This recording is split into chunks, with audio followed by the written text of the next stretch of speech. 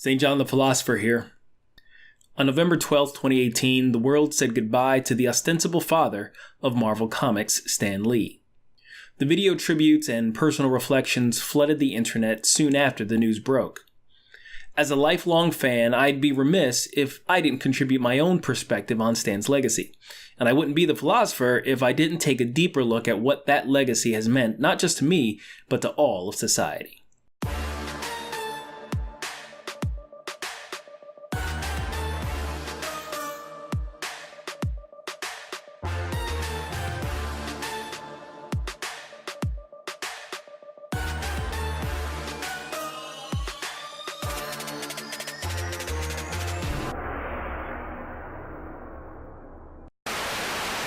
Born Stanley Martin Lieber in 1922, he started his career at Timely Comics in 1939 with the help of a bit of nepotism, where he filled inkwells and brought lunch to the staff. His comic writing debut would come later in 1941, where he'd invent the convention of Captain America throwing his shield as a weapon. Since comics were pretty much the gutter of American literature at the time, and he still had dreams about one day writing the great American novel under his real name, he created the pen name Stan Lee. Decades later, he'd make it his legal name, and it would become synonymous with Timely's grandchild company, Marvel Comics. From the early 1960s onward, Stan Lee would go on to help create some of the most iconic characters in all of comics, many of whom would make it onto our screens, big and small. The Hulk, Thor, Iron Man, the Fantastic Four, Daredevil, Doctor Strange, Spider-Man, and my personal favorite, the X-Men, among many, many others. I don't know if it was the unique characters, the colorful costumes, or the raucous adventures that spanned the globe and beyond that was so attractive, but 10-year-old me was all in. Today-year-old me is still in, actually. Regardless of what first drew me to Stan Lee's universe of fantastical characters, with the advantage of time and knowledge, I've come to better understand what it is that not only managed to keep the attention of millions of children and adults alike, but to affect society itself in fundamental ways. Stan Lee was a modern-day mythmaker. Much ink has been spilled and many discussions had about the role of myths and legends in societies all over the world and throughout history. As I've studied them on and off over the years, one common trait I've noticed was that the stories only really had two modes. The first, dramas between gods and goddesses, and the second, times when the gods would condescend to the mortal man and change his world. When someone asks you if you're a god, you say yes!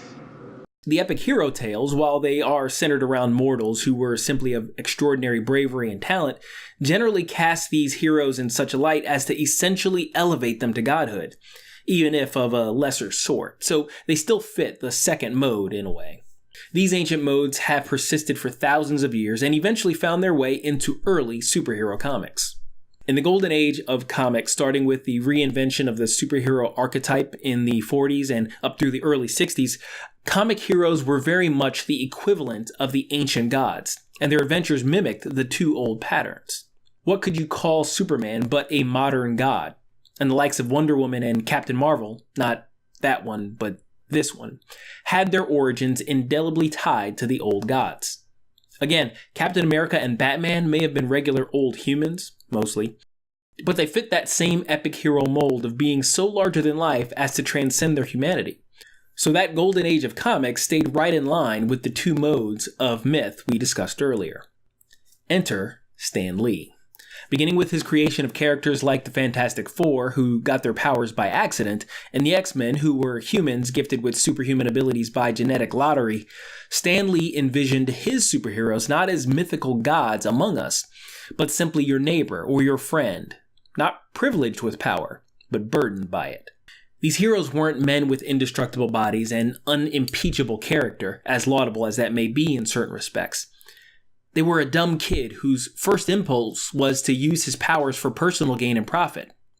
Or a girl whose typical teenage dreams are shattered when she discovers a power she doesn't want and can't control. This was a revolutionary paradigm shift of Galactus-sized proportions. In bygone days, Children imagined themselves as their heroes, not only endowed with the same power, mind you, but the same godlike righteousness as well, and wondered what it would be like to be them in every respect. And while these shining examples had their uses, the concept Stan Lee introduced was altogether different. In response to down-to-earth Marvel heroes, kids wonder, what if I were given powers by accident or discovered them as a teenager? Instead of imagining themselves as the paragon of heroic strength and virtue, they instead place themselves in the same situation as the superhero and ponder how they could rise to the occasion. So for every young person beset by non-ideal circumstances and a litany of personal shortcomings, comic book heroes became more than the lofty aspirational ideal. They became forerunners in the race to self-improvement and redemption.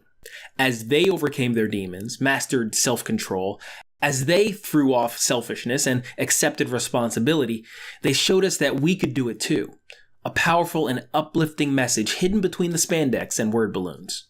While a great many writers and artists added their twists and turns to the mythos of these characters and were responsible for classic stories that have come to define the characters and the universe that they inhabit, Stan Lee's vision of a superhero just like you and me set the foundation upon which these modern myths have been built.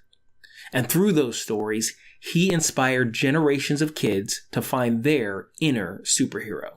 As I said earlier, the X-Men were my particular favorites of his creations, and it just so happens that they were my wife's as well. The theatrical debut of Marvel's Mighty Mutants in 2000 is in fact what brought us together. So, in a way, it wouldn't be complete hyperbole to say that Stan Lee had a hand in writing my Happily Ever After. I'm grateful my wife and I got to thank him in person, dressed as characters he helped bring to life, no less.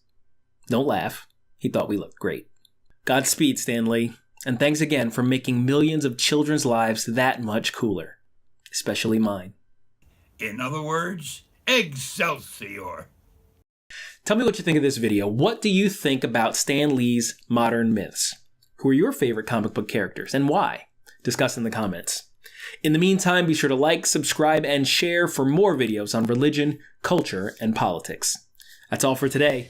This is St. John the Philosopher. Goodbye, God bless, and I'll see you in another video.